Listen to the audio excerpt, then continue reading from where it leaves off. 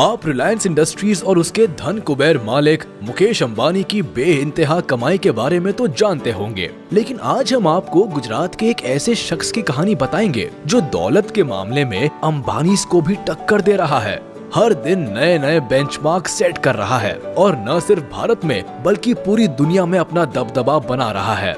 जी हाँ, सही समझे आप, हम बात कर रहे हैं भारत के मशहूर बिजनेसमैन गौतम अडानी की, जिन्हें एक वक्त था जब आर्थिक तंगी के कारण पढ़ाई छोड़नी पड़ी थी, लेकिन आज ये एयरपोर्ट से लेकर बंदरगाह और कोयले से लेकर घर में इस्तेमाल होने वाले तेल तक से पैसा कमा रहे हैं। लेकिन कम ही ऐसे लोग हैं जो उनके बारे में बहुत ज्यादा जानते हैं। तो अगर आप भी गौतम अडानी की कामयाबी का राज जानना चाहते हैं तो फिर बिना वीडियो स्किप किए हमारे साथ देखिए उनकी जिंदगी और व्यापार का सफरनामा।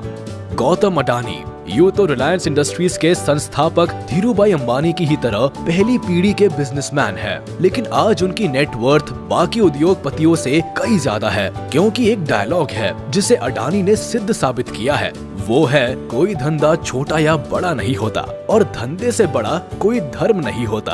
अब हम ऐसा इसलिए कह रहे हैं क्योंकि समय के साथ अडानी को जो भी धंधा मिला उन्होंने उसे पूरे मन से किया और परचम लहराते चले गए। लेकिन उनके फर्श से अर्श तक पहुंचने का सफर काफी जद्दोजहद भरा रहा है। उनका जन्म सन 1962 में अहमदाबाद के एक आर्थिक रूप से कमजोर परिवार में हुआ। पिता का छोटा सा काम था, लेकिन कुछ खास चल नहीं रहा था। ऐसे में वक्त के साथ आर्थिक हालत और बिगड़ते चले गए, जिसकी वजह से गौतम अडानी को अपनी पढ़ाई बीच में ही छोड़नी पड़ी और काम के लिए हाथ पैर मारने पड़े। इसी बीच वो बड़े शहर से बड़ी उम्मीदें लेकर कम उम्र में ही मुंबई आ गए, जहां शुरुआत में तो काफी संघर्ष करना पड़ा, लेकिन कुछ वक्त के बाद उन्हें एक डायमंड सप्लायर के यहाँ नौकरी मिल गई। 3 सालों तक काम करने के बाद उन्हें समझ में आया कि जिंदगी में करना क्या है, इसलिए उन्होंने नौकरी छोड़कर अपना काम शुरू किया और झवेरी बाजार में डायमंड ब्रोकरेज कंपनी की शुरुआत की। गौतम अडानी को अपनी जिंदगी का वाय पता था, यानी वो काम क्यों कर रहे हैं, इसलिए उन्होंने जी तोड़ मेहनत की और कम उम्र में ही धंधा दौड़ा दिया।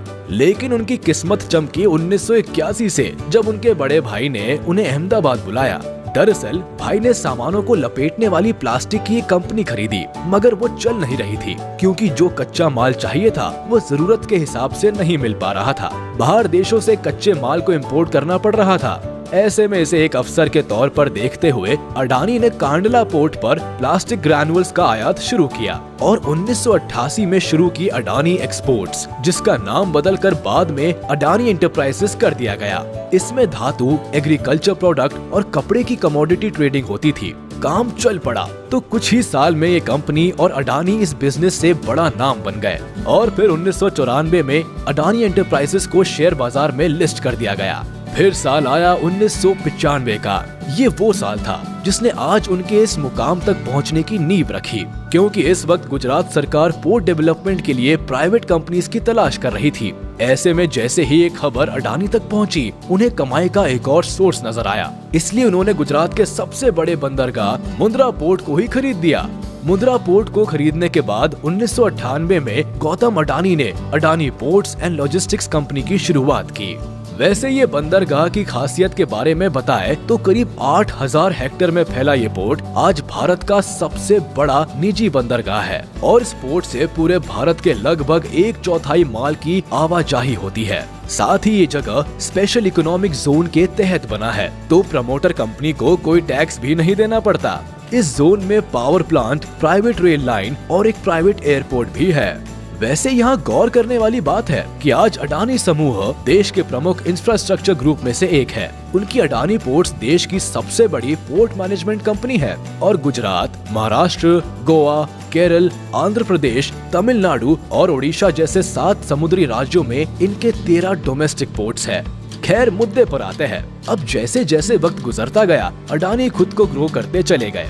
वो लोगों की रसोइयों तक में पहुंच गए फॉर्च्यून के थ्रू।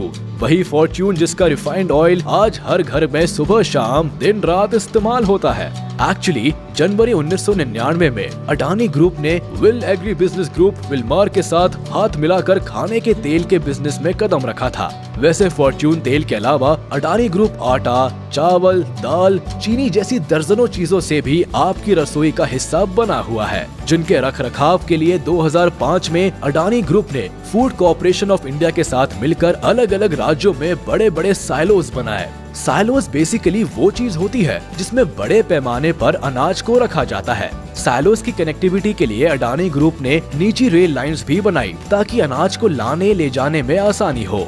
कहते हैं कि हीरे की परख जौहरी ही जानता है, इसलिए अडानी को काले कोयले में भी पैसा दिखा। उन्होंने डोमेस्टिक इलेक्ट्रिसिटी का जनरेशन किया, बड़े बड़े राज्यों को बिजली सप्लाई करनी शुरू की, लेकिन इतने बड़े पावर प्लांट को चलाने के लिए जरूरत से ज्यादा कोयला चाहिए था, इसलिए दिमाग चलाया और ऑस्ट्रेलिया की एक कोल माइन को खरीद डाला।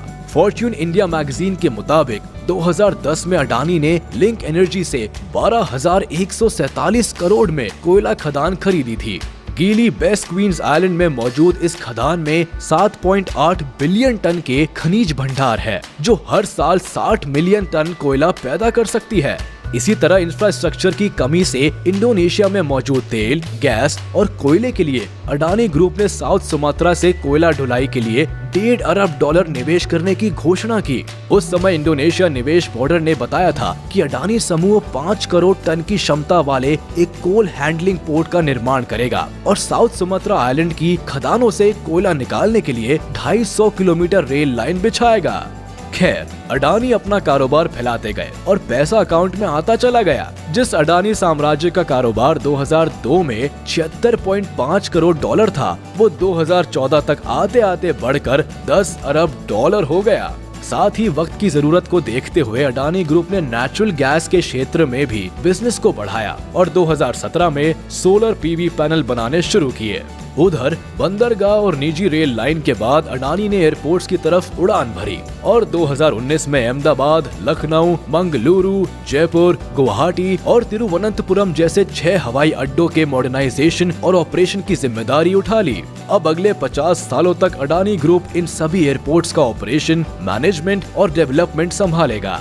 वही मुंबई इंटरनेशनल एयरपोर्ट लिमिटेड में भी अडानी ग्रुप के पास 74% की हिस्सेदारी है और ये किसी को बताने की जरूरत नहीं कि भारत में मुंबई एयरपोर्ट दिल्ली के बाद देश का सबसे बड़ा एयरपोर्ट है। वैसे जिस तरह सुंदर आकार लेने से पहले सोने को खूब तपाया जाता है, ठीक उसी तरह गौतम अडानी को भी जीवन में कई तरह का ताप झेलना पड़ा। उनका सामना कई तरह के विवादों से हुआ, लेकिन उन्होंने सबसे पार पाया और एक अलग मुकाम हासिल किया, जिसका नतीजा है कि आज गौतम अडानी का कारोबार पूरी दुनिया में फैला हुआ है। तो चलिए आप भी हमारे इस वीडियो को अपने यार दोस्तों तक फैलाइए और इस वीडियो को भी लाइक कर दीजिए और अगर आपने अभी तक हमारे चैनल को सब्सक्राइब नहीं किया है तो तुरंत कर दीजिए और बेल आइकन को भी प्रेस कर दीजिए ताकि हमारी नोटिफिकेशंस आप तक जल्द से जल्द पहुंच जाए।